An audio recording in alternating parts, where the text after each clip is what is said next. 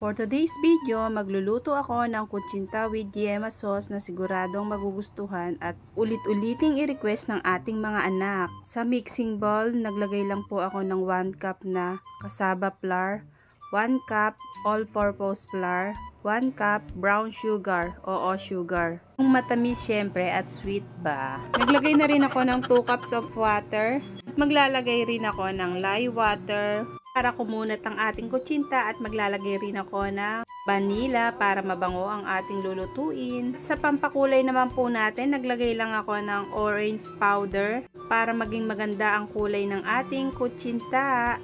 At kapag okay na yan, sasalain lang po natin para po maalis ang kanyang mga buo-buo. At ang ating makulay na hulmahan, bali pinahirang ko lang siya ng mantika para hindi po dumikit ang ating kutsinta. Kapag naluto na po at ayan po, sasalina na po natin silang lahat. Tsaka guys, madali lang naman po magluto ng kutsinta. At nagpakulo na rin po ako ng tubig at isasalang ko na po yung ating kutsinta ng 15 to 18 minutes, okay na po yun. Alam nyo mga mami, try nyo po minsan tong merienda na to at sigurado po magugustuhan din ng inyong mga anak. At pwedeng pwede rin siya guys, panghandaan talaga. Sa paggawa naman po ng yema sauce, bali naglagay lang po ako ng 2 kutsarang sukal na pula at tutunawin lang po natin yan. At maglalagay rin po ako ng margarine para po mas lalong sumarap ang ating yema sauce.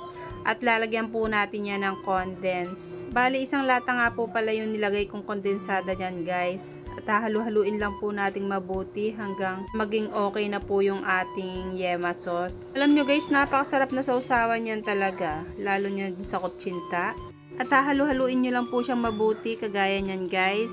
Okay lang po yan kahit may buo-buong asukal. Malulusaw din yan guys. Kaya continuous lang tayo sa paghahalo hanggang sa makuha po natin yung tamang tapot po ng ating yema sauce guys. At kapag ganyan kumukulo na yan guys, palapot na po ng palapot yan at okay na po yan guys. At eto na po ang ating finish na niluto. Alam nyo guys, pag kayo gumawa niyan, lalo na pag may handaan, talagang makakamura po kayo. Sa murang mahalaga po, makakapaghanda na po kayo ng ganyang puto guys. Kaya po itry nyo na pong lutuin. At tikman na po natin ang ating masarap na kutsinta. At eto na guys, nilalantakan na ng aking 2 anak. Sarap na sarap po talaga sila dahil request po nila yan matagal na guys at ngayon ko lang po talaga sila napagbigyan at may oras-oras po ako talaga magluto ng ganyan puto guys. Kaya kayong mga mami, tara na po, subukan nyo na po yung pagluluto ng ating kutsinta. Maraming salamat po sa patuloy na panonood. God bless you po.